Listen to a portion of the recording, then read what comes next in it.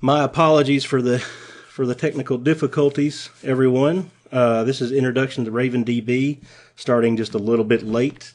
This is NoSQL rapping at your door. So my name is David Neal. I go by Reverend Geek on Twitter, and when I blog, I rarely blog, but when I do, it's on reverendgeek.com or freshbrewedcode.com. Fresh Brewed Code is a great community of bloggers, and I highly recommend you check it out. I'm coming at you from Nashville, Tennessee, or very close to it. And this talk today on RavenDB has three goals. We want to cover why you should consider NoSQL database over a traditional relational database, why I believe RavenDB is a great NoSQL database solution for .NET developers, and basic skills to get you up and running and productive with RavenDB. Now, normally I would spend a good amount of time giving you an introduction of the whys and wherefores that we want to look at NoSQL databases, and we'll get to that. But I realize that some of you have a short attention span and are looking for a quick win to picking up RavenDB. So let's just skip straight to some demo code so you guys can get an idea of what RavenDB looks like, what documents look like in RavenDB. So this first code sample is the very basics of what you need to get up and running and connected to RavenDB and storing a document. Imagine a person class that has a first name, last name, email, a list of addresses, a list of phone numbers. We want to store this class and its collections of addresses and phone numbers into RavenDB. So the first step, or the first concept to understand about RavenDB is this document store. We need to create and initialize a document store. It's an expensive one-time operation that needs to be for the lifetime of your application. A lot of people will set this up either in their dependency injection, is this kind of like a session factory. You guys who have maybe used in Hibernate may recognize this as being similar to an in Hibernate session factory. And also notice that the connection string is a URL. All communication with RavenDB is through a REST-based web service. Next, we need to create a document session. A session is very lightweight, and it's designed to be used for a small set of commands and then quickly disposed. So you create the document store once, and then you can create sessions as often and as frequently as you need. So we make changes to create our class, create our object, and set some properties on it. And there's nothing special about this particular class. There's nothing we need to decorate on it. It's just a POCO, a plain old class object.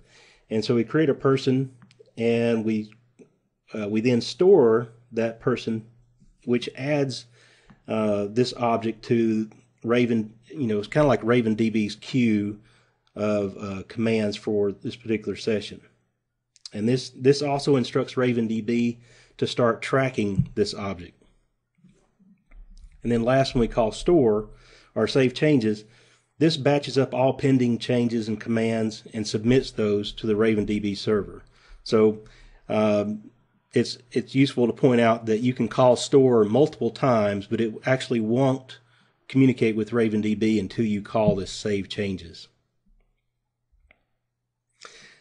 This is an example of what this document will look like. RavenDB, or when we call save changes, the RavenDB client serializes our class and its collections to JSON and stores in RavenDB as a JSON document.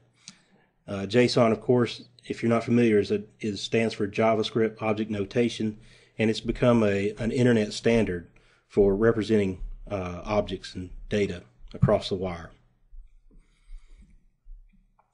Our next example is showing you how to load an existing document and update it. Again, we create our document store. That's left off the slide, and we create our session, and next we call session.load, giving it the type of document that we want to load and the document ID. Now, the document ID is this funky string. This is a RavenDB convention, part of its RESTful web service infrastructure. It allows documents to be addressable across multiple servers. And when we start talking about RavenDB's capabilities to scale beyond just one server, it's useful to have being able to address documents that are, could be located on different servers. And so that's part of the reason for this convention. You can override it, however, and use integers or some other custom ID generator, but there are some benefits to using this out-of-the-box ID generator. In this example, we're changing the list of phone numbers, and also notice that we don't have to call session.store on this object. When we call session.load, RavenDB has already put its hooks into this entity and is tracking any changes to this entity for us. So when we call save changes, it automatically knows that this person object has changed and makes those changes to the document in the RavenDB database. Now, querying in RavenDB is where it shines for .NET developers specifically. Querying is done using familiar LINQ syntax. It supports ad hoc queries. Lucene.NET,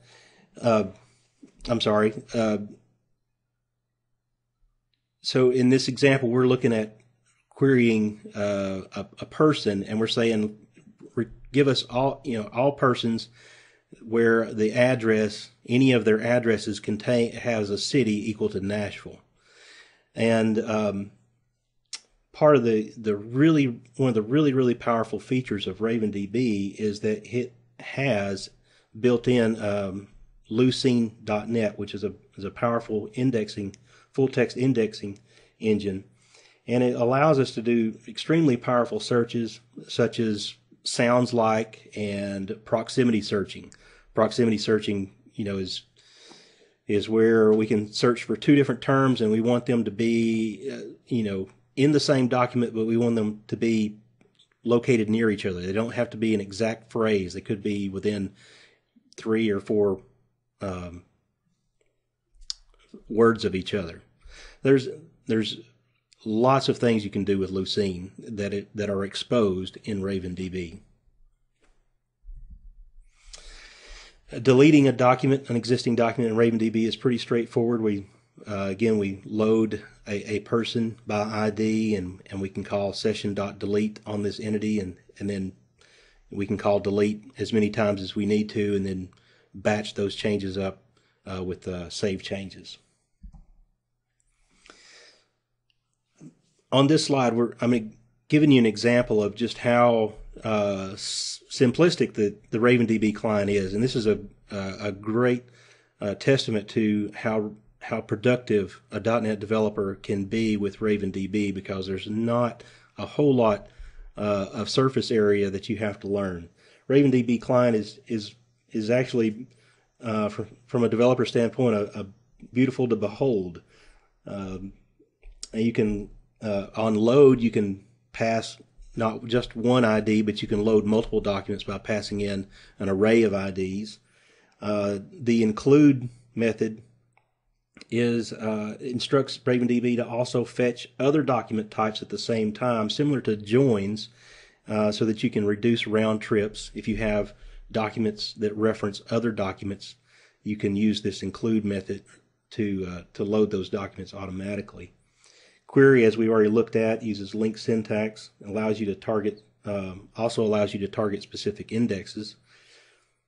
Delete and store and save changes, and then those 5 commands: load, query, delete, store, and save changes, essentially give you almost everything you need to do with RavenDB.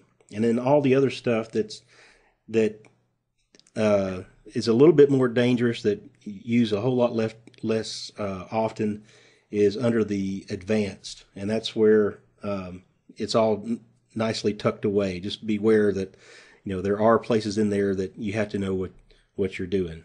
But again, by far, almost everything you need to do with RavenDB is in these 5 commands. This is a great quote that I saw on Twitter a while back. Sometimes I forget that I have a database. That's how little I worry about RavenDB. All right, so we've looked at RavenDB briefly, and now we're going to get back into our discussion of why RavenDB, why we want to look at NoSQL databases over relational databases. And I want to say up front that I'm not here to throw, I'm not saying we should throw out or throw away relational databases. There are important things that we've learned over the years about data modeling and storage and operations, and there's still a place for relational databases. My point is in today's talk is to show you how document databases are, in some scenarios, a better fit. For about 15 plus years, relational databases have dominated the developer landscape. Things have changed and alternative technologies have emerged and matured. I've been guilty of assuming for years that every project requires a relational database, and I bet many of you are guilty of the same. But we all know that one size does not always fit all. So let's talk about some of the mismatches between relational databases and the kind of problems that we have to solve as developers. Relational databases, whether it be online transaction processing or OLAP for data warehousing, there's relational databases are optimized for reads or optimized for writes. For transactions, relational databases are really optimized for writes. And something I've heard over the years that I think is a great saying is, you normalize a database until it hurts, and you denormalize until it works. Relational databases have, with schemas and enforcing constraints, there are always some pain points around what we do in our objects and translating those objects into tables and columns and rows. Your schemas are, from a database design standpoint, we understand third normal form, we understand columns and rows and all these constraints that we put around our data, whether types are nullable, different constraints, foreign key relationships. We really put it, on the database side, we put a lot of effort into making sure our database is, has all the safety and everything that we expect. But it also comes at a cost of pain on the development side. For example, a customer object, could mean different things to different people, different departments. So if you start a software project and you're putting in a customer account for an accounting department, and then later on sales comes along and says, we want to use this same database and we want to be able to store our customers in this database, but they're lucky to have a first name and a phone number, and so now all these constraints that are around the data that are existing, the requirement, where some fields are required or are not, you now have to then refactor this database and allow, break all these rules that you've put in place. We've done things to get around the constraints of SQL Server or relational databases by doing things like coming up with our own property bag type tables or key value tables. We've done things, my goodness, we have XML data types in SQL Server to try to get around some of the nature of the data that we need to store that doesn't quite fit in the table, column, and row structure. Our software craftsmanship has continued to evolve and improve. We've gotten smarter about object-oriented programming and object model design. For example, in domain-driven design, there's this concept of aggregate roots. And if you have an order that has line items, it doesn't make a whole lot of sense for your application to know how to retrieve a single line item out of that order. Instead, you retrieve the order, and the order is responsible for loading up all the line items and all the other data and collections that are associated with that order. And when you do that, you now have this elegant object model in code, but translating that to a relational database requires an explosion of tables and foreign keys and joins. And when you're writing this data out to the database and retrieving it back, requires a lot of stuff over the wire, a lot of complex queries, a lot of joins, and these it gets to be really nasty business. And for this reason, as an industry, we've created object relational mappers, ORMs like in Hibernate and Entity Framework to help us manage this pain. But again, in the long run, it's still you may have heard the term an impedance mismatch, where our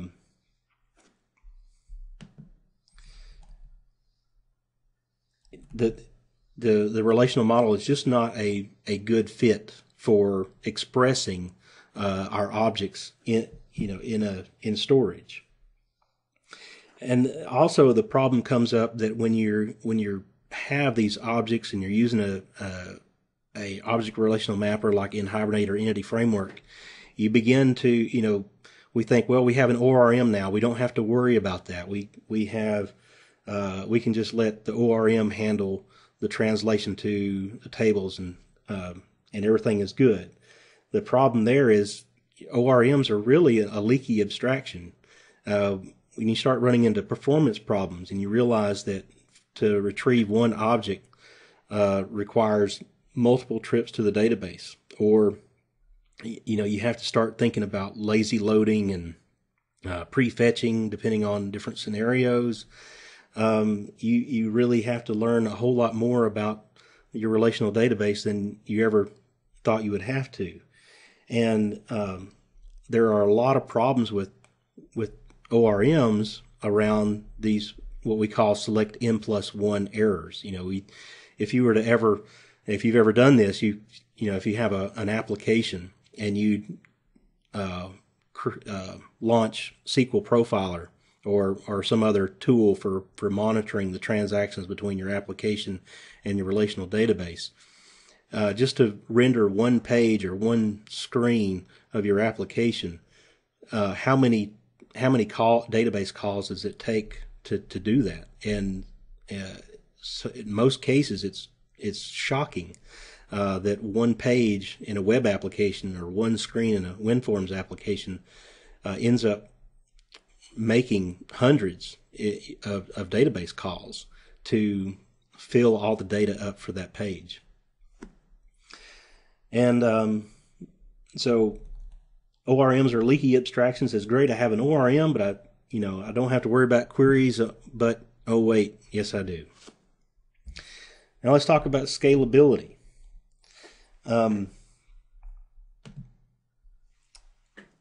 When your relational database gets too large, what do you do? I've heard it said you either run out of hardware or you run out of budget. Scalability for a relational database is not a great story. I'll tell you a little bit about my company. I work for a company called Cell Journalist, and we do media for TV news stations and radio and newspapers. And we have news stations across the country that use our platform. And when I came to work for Cell Journalist, it was predominantly, it was in Hibernate and SQL Server, and we had the biggest database we could get at our dedicated hosting facility, and we would see spikes in activity on our sites that would just really melt our system. And so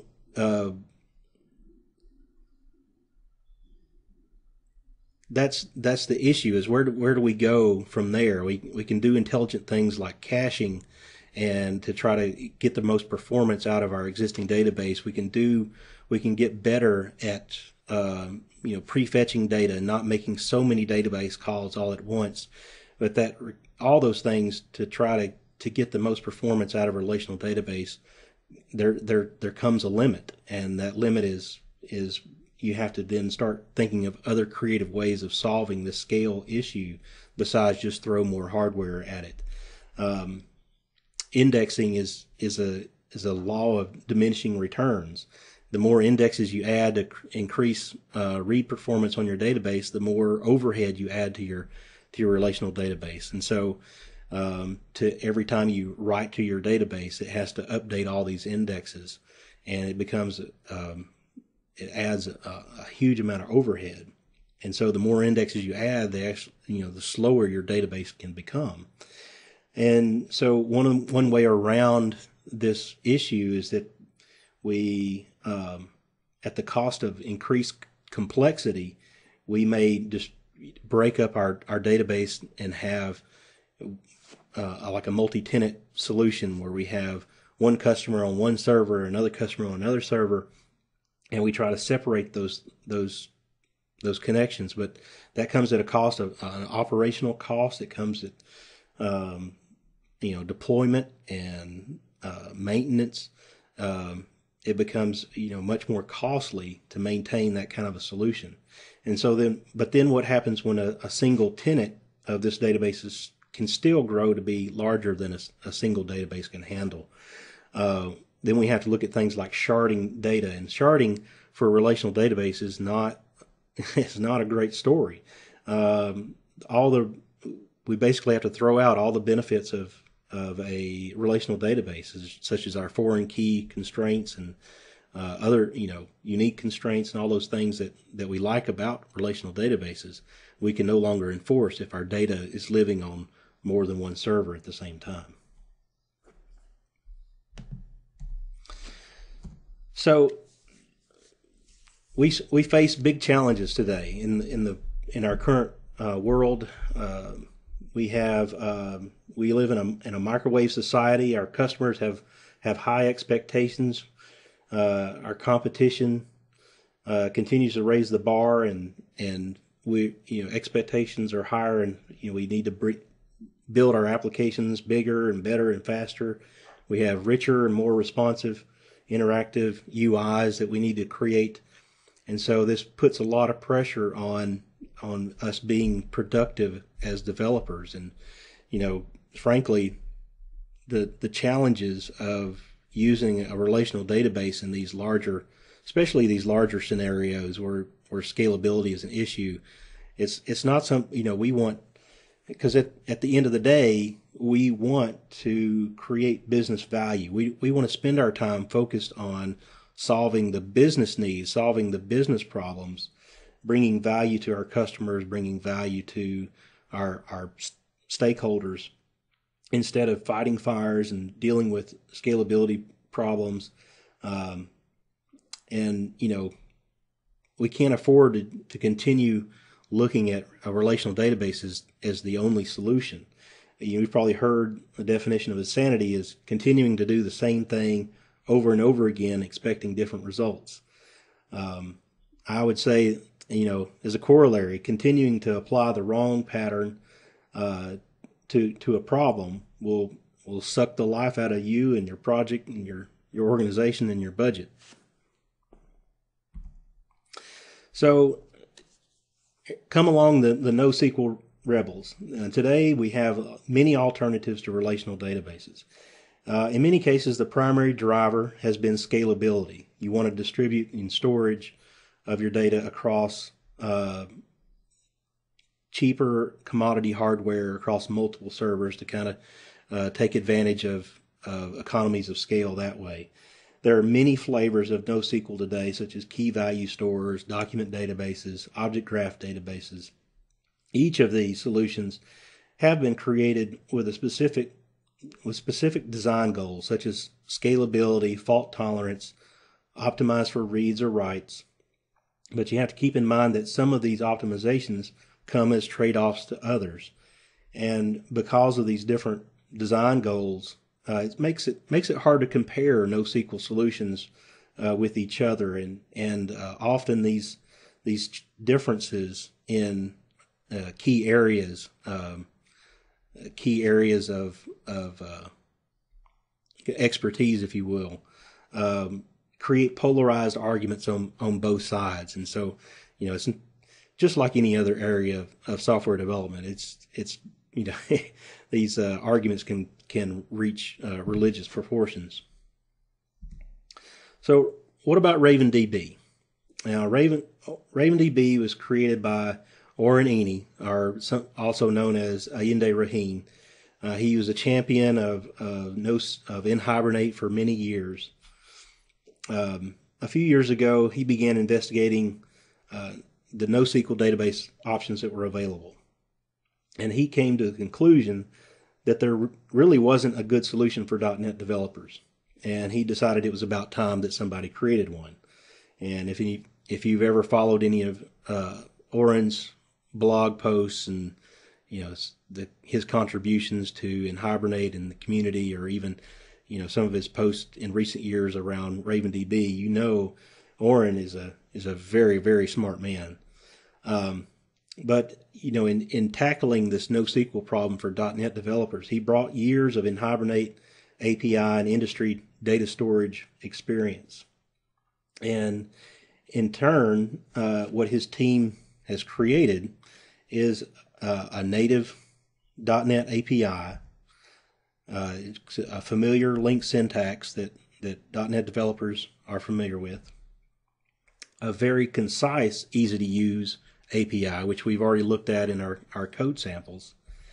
And in my opinion, it is the most productive NoSQL solution for .NET developers. So RavenDB and scalability. So out of the box, RavenDB supports storing documents across to specific servers, across different servers. You can customize sharding strategies so that you can distribute data across multiple servers. You can shard data by document type or some kind of ID naming strategy.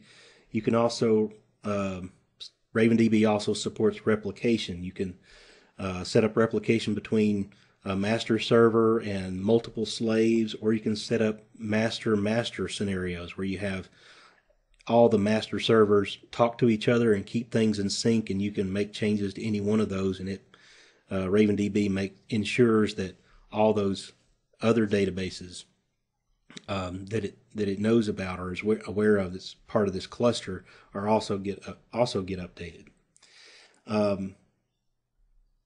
These updates are done in the background in parallel with in batches, so it's very efficient.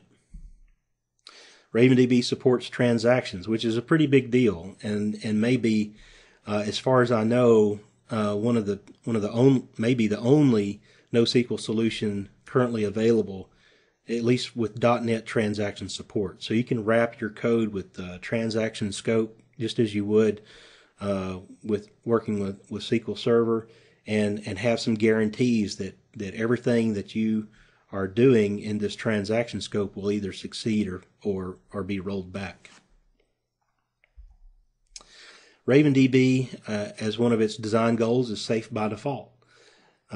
There's no such thing as an unbound result set. If you query RavenDB, and it does support ad hoc queries, if you do not specify what your page size is, RavenDB will limit the number of results that it returns to 128. And if you are kind of silly and you say, well, I want 10,000 items in my result set, RavenDB will say, no, I don't think you do. And so it limits to 1024 by default. Now these safe by default parameters are configurable. You can change, the defaults of how many it will return, but these are safeguards. These are limits that when it alerts you of these kinds of things, it'll cause you to pause and think, well, maybe I'm not doing something right. In case in point, there's another safe by default feature in RavenDB that there are no unbound number of requests. The max number of requests in a single session in RavenDB is 30. So if you open a session and you store 30 documents, when you go to store that 31st document, RavenDB will throw an exception and alert you that you may be doing something wrong in your code, or maybe you should rethink your solution.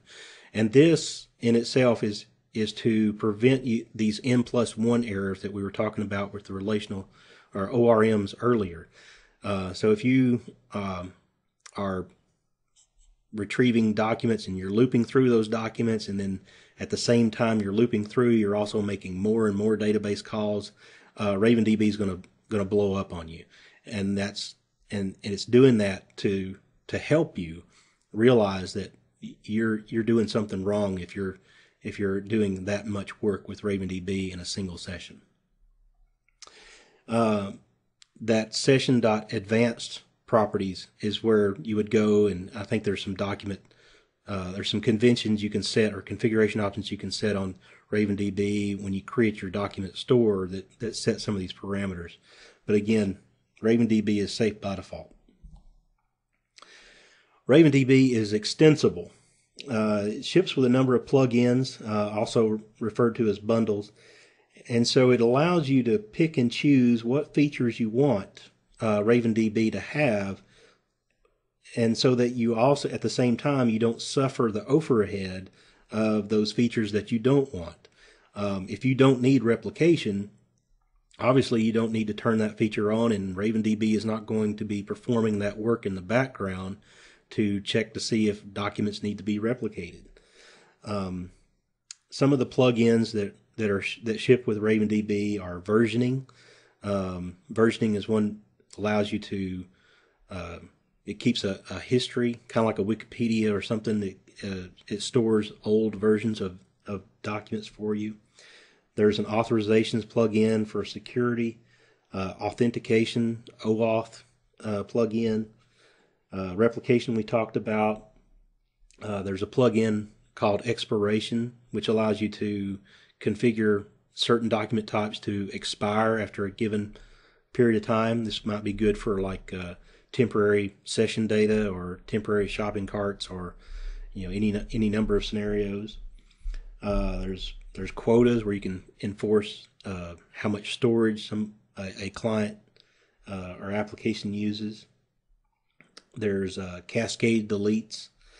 There's a plugin called More Like This, so that when you retrieve a document, it automatically, based on configuration, will give you a list of other documents that are associated or like the document that you're looking at. There's unique constraints. And as part of the API, that client API that RavenDB provides, you can write your own plugins. RavenDB exposes events and other ways to hook into the pipeline, so that you can do interesting things or do custom things with the existing replication or whatever.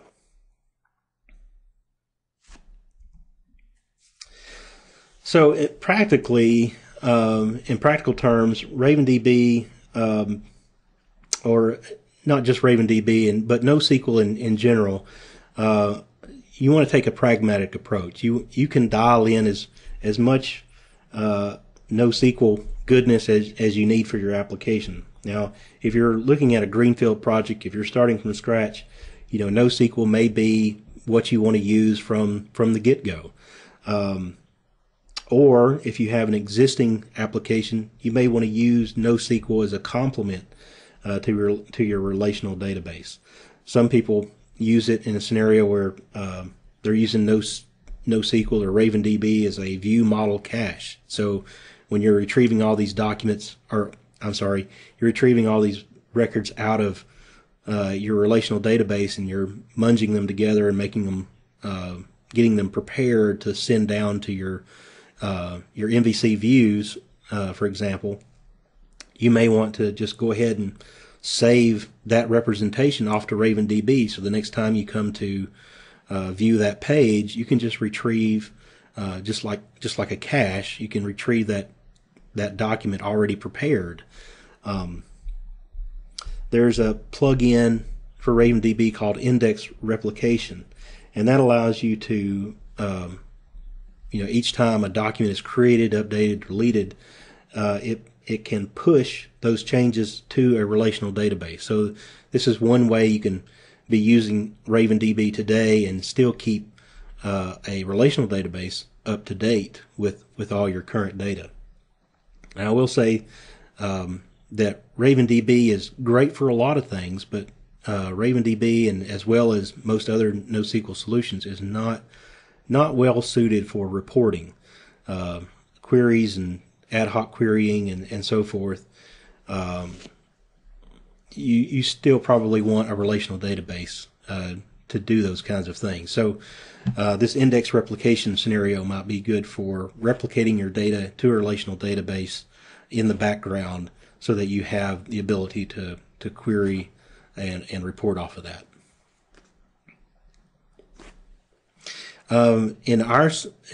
At my company, we kind of do the opposite. We're still using a relational database, but we use nHibernate. nHibernate exposes some events itself that anytime you update create an entity, update, delete, all those kind of events, you can do some work. You can hook into those events and do additional work. We hook into those events to then kick off synchronization tasks to our message queue. There's a process that's listening on this message bus that picks up those synchronization events and then synchronizes the entities that are in SQL Server to RavenDB automatically. So we have RavenDB, problem solved, right? Well, there are some challenges with RavenDB and with any NoSQL solution really, but it does require a different mindset. It's a bit of a paradigm shift. Some of the same patterns that you learn with relational databases don't really apply to document databases. Replication and sharding, if you need to go down those paths, those require some careful planning and some configuration on your part to make sure that you're solving those kind of problems correctly.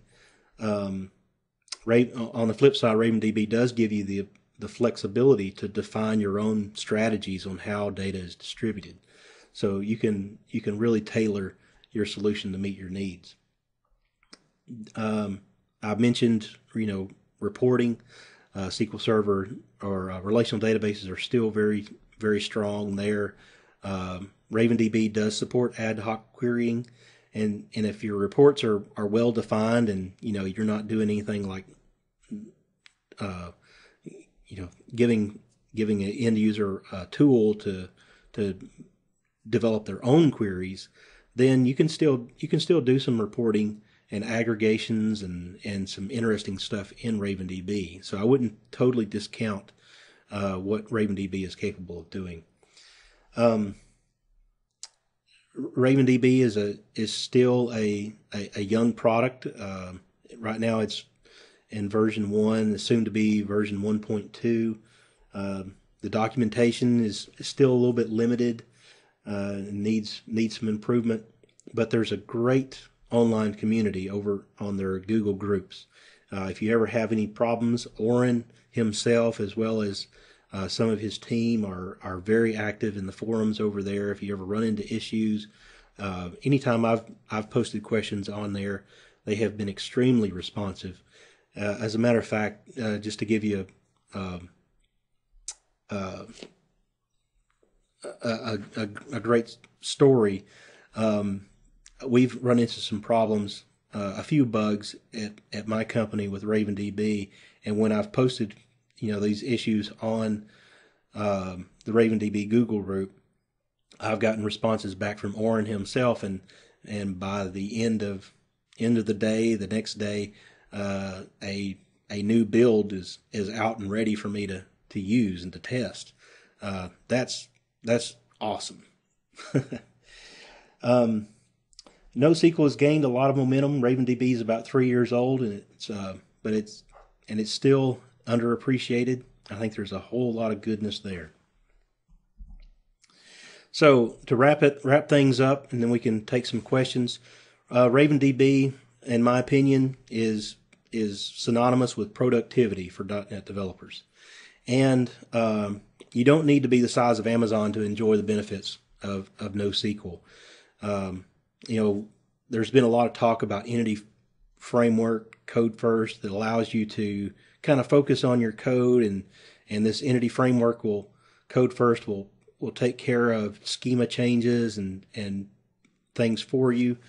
I would say RavenDB is not, if not as good or better than that, because of the way documents are serialized to JSON and back out. You don't have to deal with schemas at all. You do have to be careful with upgrades, or if you make, it's possible to make breaking changes to your object model. If you rename properties, as long as you're adding new properties, it just works. So old versions of your documents, will load up just fine. You just need to keep in mind that there are some things that can break older versions of documents, but there's ways in RavenDB to batch update those documents and upgrade them. So, questions, and I don't have the Jabber client up at the moment. Let me jump on in another screen here. While I'm doing that, if you guys, this is my final slide. If you're hungry for more, there's RavenDB.net. That's the Google groups I mentioned. Allende blogs just an insane amount over on his blog. That's a link to my profile if you want to be able to get in contact with me. And again, my Twitter handle is Reverend Geek.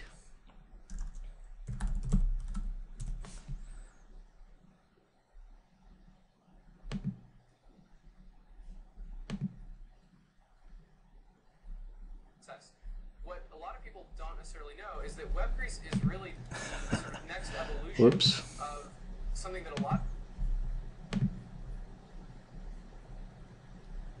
All right.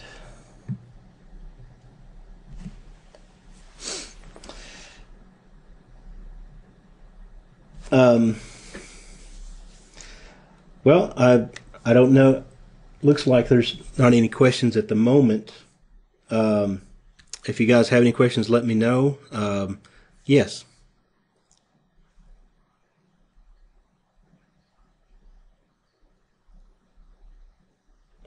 Oh, okay. There are actually 4 ways that you can deploy RavenDB. One is, when you start working with RavenDB, the simplest thing to do is there's a batch file. When you download the zip file and extract it, you can just run the batch file and create an instance, and that gives you a debug console window as well, that you can watch the activity between your application and RavenDB. You can see the commands that go across.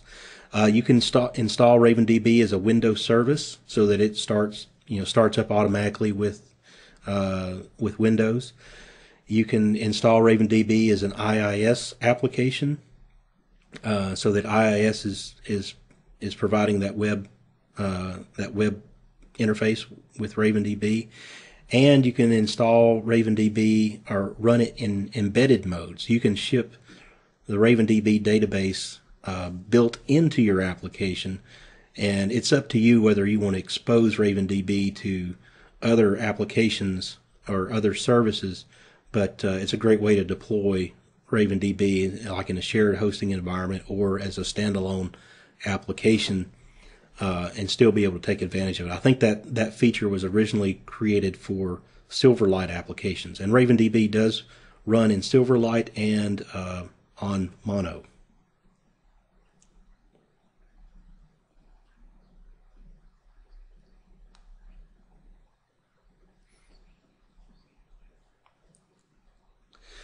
As far as I know, the embedded version is no different at all than it's just a different deployment scenario. So there's not a different client. It's just a different way of instantiating the document store.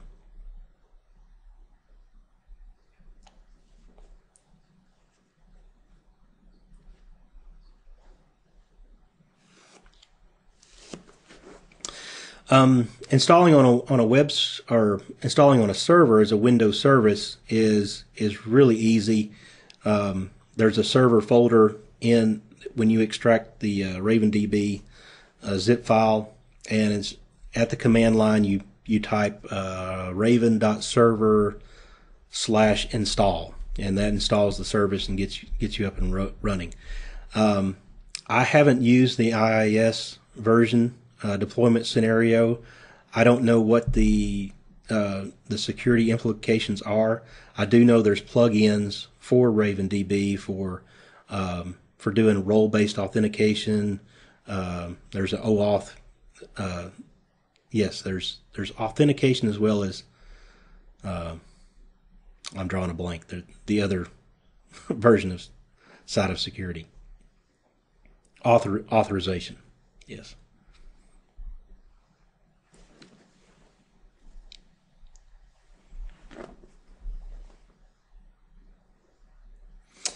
I touched on that a little bit. Relational database is still great for doing reporting. NoSQL database is going to shine when you want to reduce the overhead of being able to serialize an entire object graph as a single document. So, in our scenario where maybe you have an order, and that order contains many line items and may contain other data that's associated with that order, when you store that in RavenDB or a NoSQL database, that all gets serialized and stored as a single document. Whereas in a relational database, you have to break that up into individual tables, and you have to deal with referential integrity, and when you want to retrieve that data back out, you have to make all those joins. And so there's a lot of overhead. It's great for writes, but it's a huge performance penalty on reads. And so that's where NoSQL really shines most of the time is on the read side.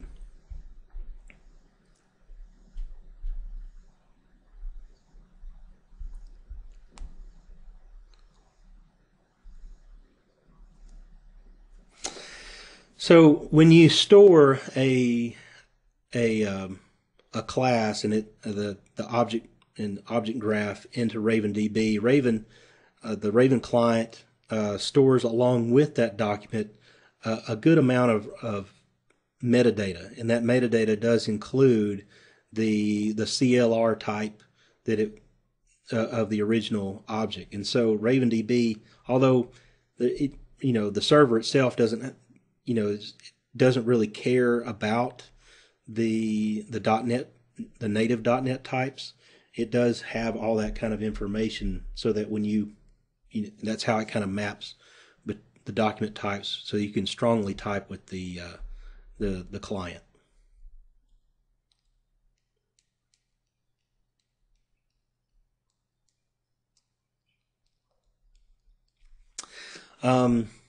That I don't know a whole lot about. I've not used the transactional support personally. I do know that it's based on DTC, so it's the same transaction support that you have with SQL Server. I also know that, or I'm aware that RavenDB supports different scenarios around concurrency. So like optimistic concurrency. Um, um, that's about all I can tell you.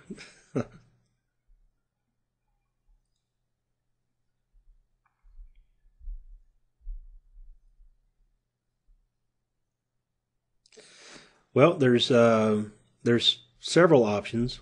One being replication. If you want to keep two servers in sync all the time, you can install the replication plugin on both servers and have RavenDB automatically keep those databases in sync. The other options are there's a backup feature in RavenDB, so you can back up and restore. There's also a command line utility called Raven Smuggler. Smuggler allows you to basically write out all the JSON documents, indexes, and there's also a concept in RavenDB called attachments, where you can store like small binary objects, like images or source files or whatever. Smuggler will allow you to. It's an equivalent to BCP or something like that in SQL Server, where you can suck down a bunch of stuff into a file and then use Raven Smuggler on the other server to stick it in another database.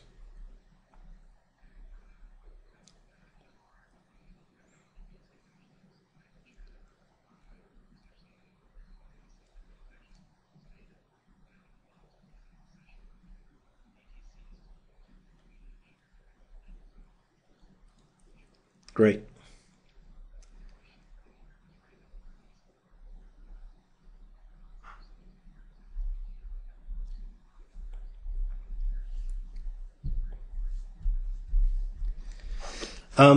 I do believe so. I mean, that is a function of there's a concept in NoSQL around map reduce, and so I believe I've seen some posts on either Oronini's blog or on the Google groups about how to take these object-oriented concepts like inheritance and be able to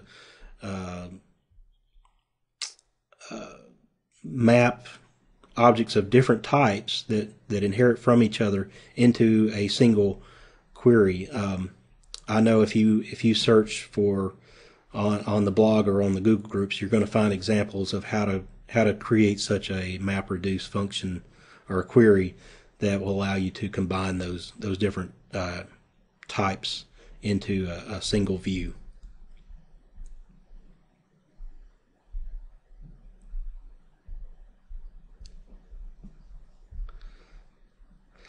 I don't have any personal experience in that, but I do believe I've seen talk about it in the Google groups that it is possible.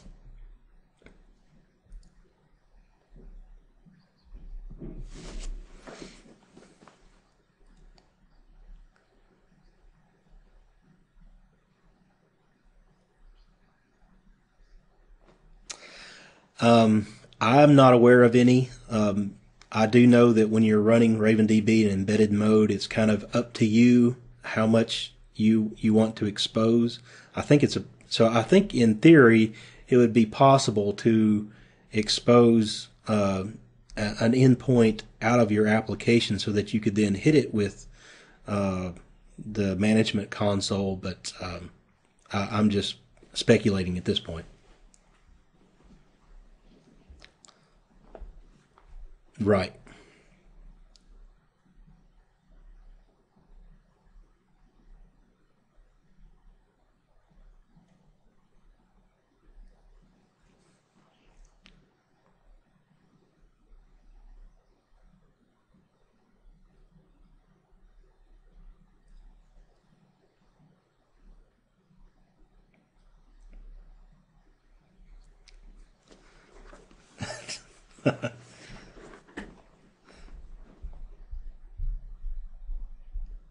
Well, great.